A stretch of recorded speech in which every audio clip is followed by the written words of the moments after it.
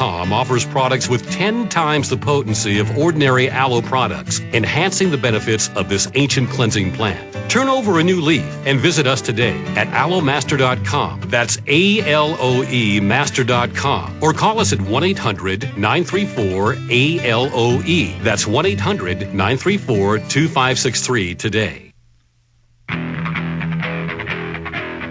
From his Central Texas Command Center, deep behind enemy lines, the information war continues. It's Alex Jones and the GCN Radio Network. TheObamaDeception.net. That's our new website for the Obama film that I'm making. Your phone call's coming up here in a few minutes with Peter Schiff, acclaimed economic researcher, writer, and of course he also manages a multi-billion-dollar fund. Mr. Schiff,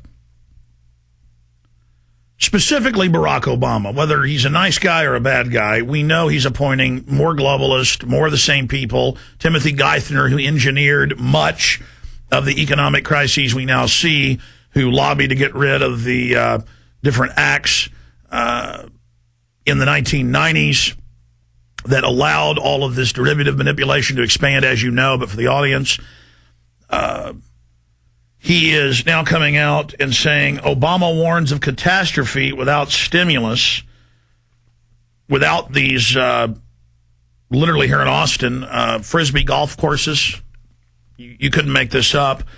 Yacht clubs, political payoffs, buying off churches. I mean, this is just a big political payoff, the biggest pork ever seen. Of course, it's this $900 billion is a distraction compared to the trillions the Federal Reserve has taken. They won't say where it's gone, but I want you to talk about that separately.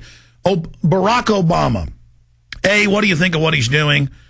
He lobbied for the original banker bailout, and now he's criticizing the banker bailout. I mean, how hypocritical is that, him claiming he's not involved in the October 3rd banker bailout, but he was actually instrumental in honchoing it through Congress.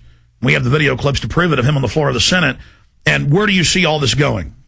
These guys had the guts. I mean, McCain. I was on Kudlow's show yesterday. McCain was on, and he's talking against the bailout. But I mean, he made a point that he stopped his campaign to go back to Washington to vote for it, and and now he's against it. But first, I just want to correct something that you said. I don't manage a fund. I own a brokerage firm, Euro Pacific Capital. We're a brokerage firm. Individual investors can open up accounts with me. They can invest in foreign stocks, domestic stocks if they want. We sell precious metals. But we're just a full-service retail investment firm. I don't manage any money at all. Got it. Anyway, so although I am starting, I just actually set up a registered investment advisor. So it is my intention to start managing money, but I haven't managed any to date, except my own. But in any event, what's happening right now, with Obama and government in general, is they are using this economic crisis as a means to get a big government agenda passed, and this is playing right into their hands. It's music to their ears.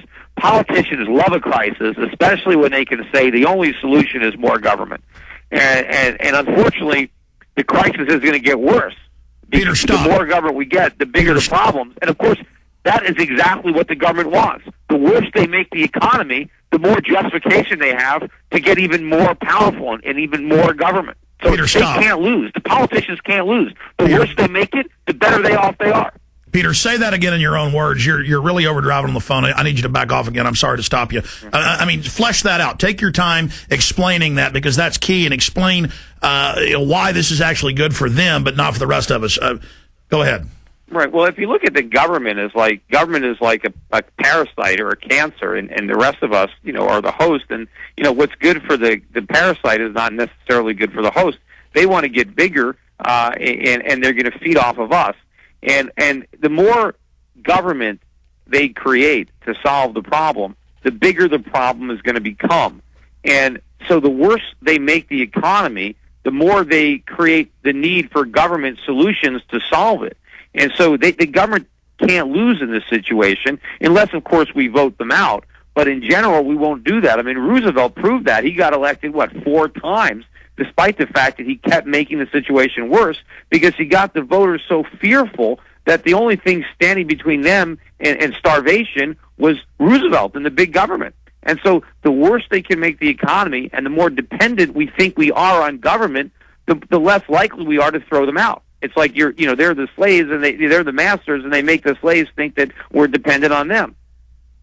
So, and this is a very dangerous time to be an American, because they are going to seize a lot of control and a lot of power, and we're going to lose a lot of individual liberties that we may never get back. And our economy is going to continue to move away from a market-based economy to a centrally planned economy, and economic decisions and resources are going to be allocated and invested not based on individual entrepreneurs seeking profits, but politicians seeking votes.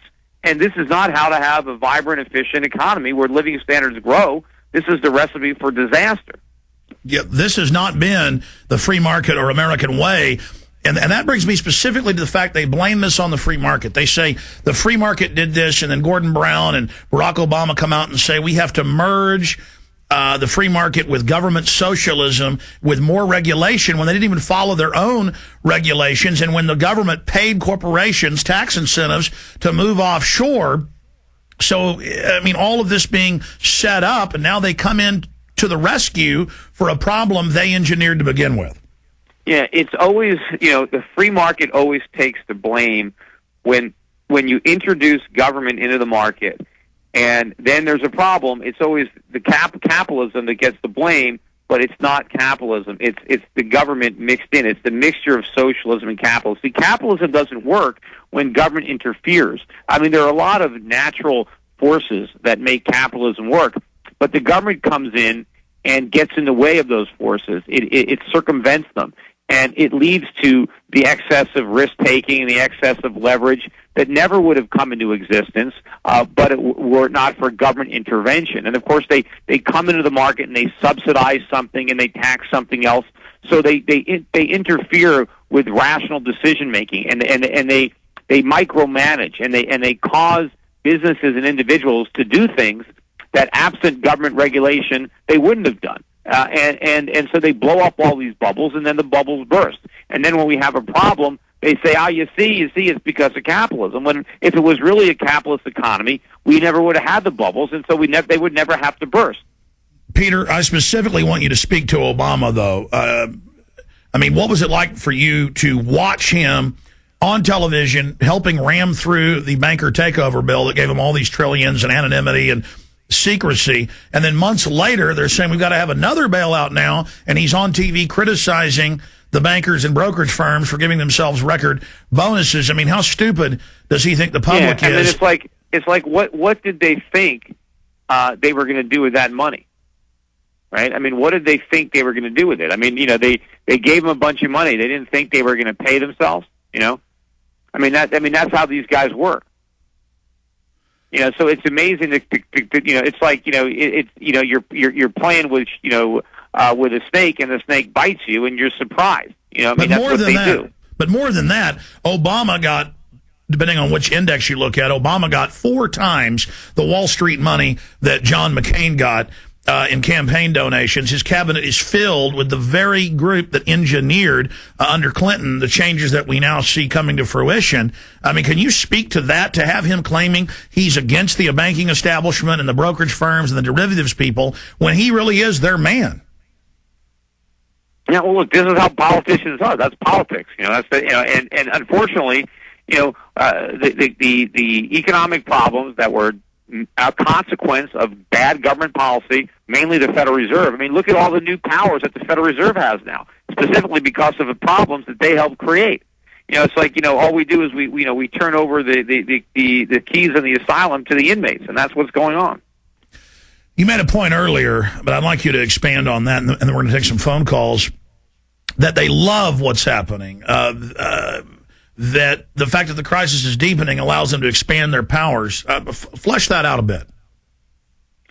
Well, I mean, this is what happens with government. I mean, government, they can grow when there's a crisis or an emergency. I mean, if you look at all throughout history, all the additional powers that the government usurped over the years, all the new taxes that they were able to pass, it was always during some type of crisis, some type of emergency. In general, it's a war, and the governments are generally able to do things in wartime that they can never do in peacetime because people don't oppose them, because they always make it about the war.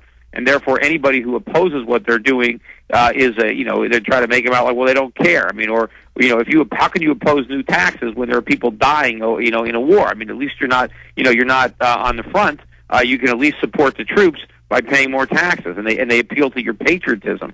And so the government's allowed to usurp a lot of power. And then, of course, when the wars end, they never give up the extra power, the wartime powers or the wartime taxes. They just find new ways to spend the money. So once the war is over, they don't have to spend the money on the military, but they spend it on something else. They don't give it back, you know. Mr. Schiff, was it economic terrorism? Mr. Schiff, I see it as economic terrorism to have Barack Obama, John McCain, and others cheerleading around on television back in October of 2008 saying you've got to pass the banker takeover bailout bill or we're going to have a depression next week. And then they pass the bill on Friday, Bush signs it on Saturday, and the Treasury Secretary